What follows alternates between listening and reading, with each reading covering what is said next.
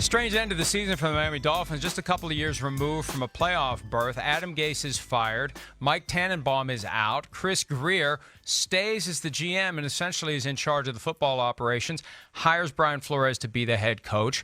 The expectations are incredibly low. And I'd always prefer, Shireen, low expectations to high expectations. It's a lot easier to clear that low bar than it is to meet when everyone expects you to be a playoff team and make some noise in January. So I kind of like where the Dolphins are because they're in kind of a no-lose situation. The question is, how much better can they really be in one off season with what Chris Grier and Brian Flores are trying to do, starting with trying to find a quarterback, a franchise quarterback, for the first time since Dan Marino retired 20 years ago?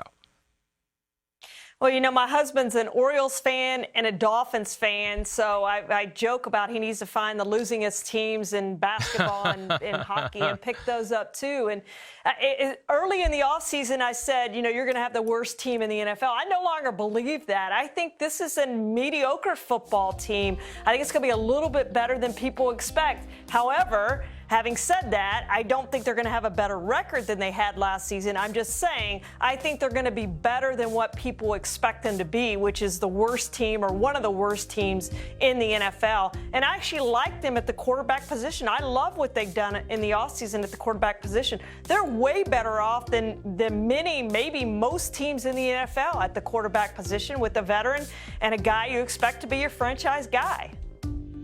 Yeah, and look, so many people expect them to be absolutely dreadful, and they haven't been absolutely dreadful in a long time. They've been competitive, but not competitive enough. We've got one playoff berth in the last decade. And they haven't had any success in the postseason, but you know they're trying to build something now. And there's this tension, I think, at the top of the organization between the burning desire to win that Chris Grier and Brian Flores definitely have.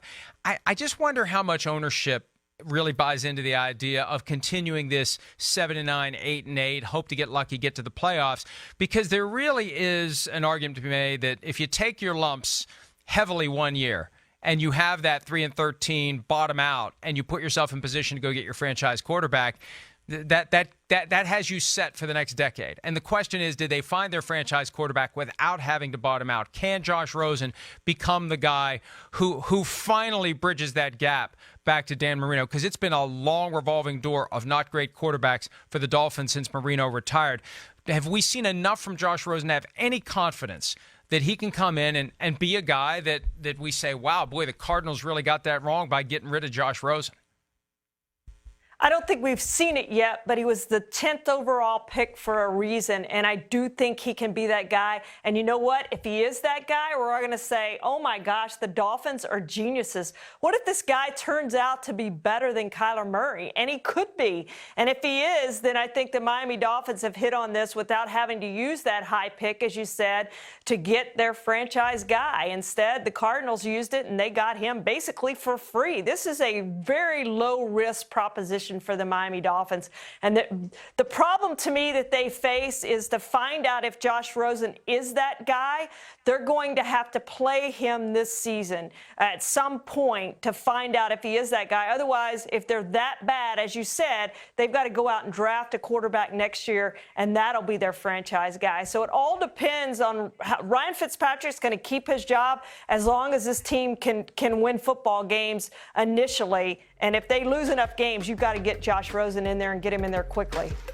I think you need to give Rosen every opportunity to prove he's the right guy as of week one. I mean, I think that if Rosen is going to become a franchise quarterback, and if he is worthy of being the 10th overall pick in the draft, if he is worthy of the second-round pick that the Dolphins sent to Arizona to get him, even though they played the board very well, they traded down into a deeper part of round two, picked up an extra second-round pick from the Saints by doing that, and then sent that lower second-round pick to Arizona. For all those things, Rosen should be better than Ryan Fitzpatrick, and he should be able to be the week one starter. If he's not, that's alarming. But, you know, at some point, you're right. They have to evaluate him this year, and they have to see what they have because they may have a decision to make next year. But they have him for 3 years at $6.3 million total. That is peanuts as far as quarterbacks go.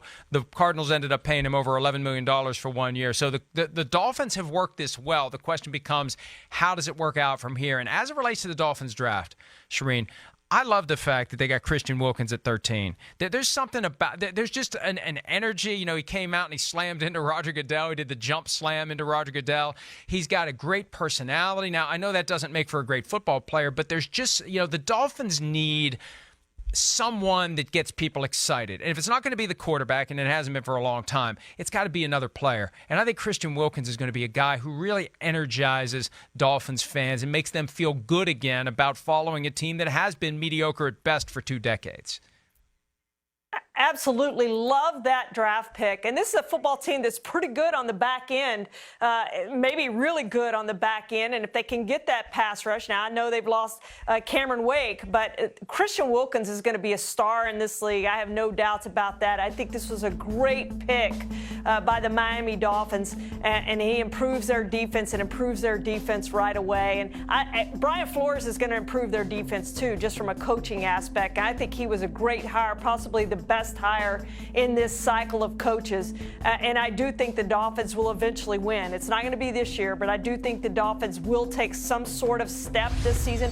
Maybe not record-wise, but I think they'll take a step and be a better football team overall, even if the record doesn't say that they're a better football team.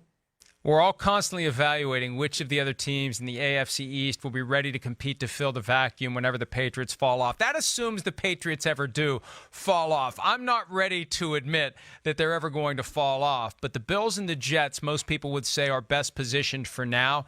But yeah, the Dolphins are just a season away of exceeding expectations to get us to say, this may be a team that we have to take seriously again. And I remember, you know, Shereen, when we were growing up, the Dolphins were, even though they were aqua, right, they were an intimidating team. They were a good team. When the Dolphins showed up, you were probably going to lose that day. It's been a long time since that vibe has been around.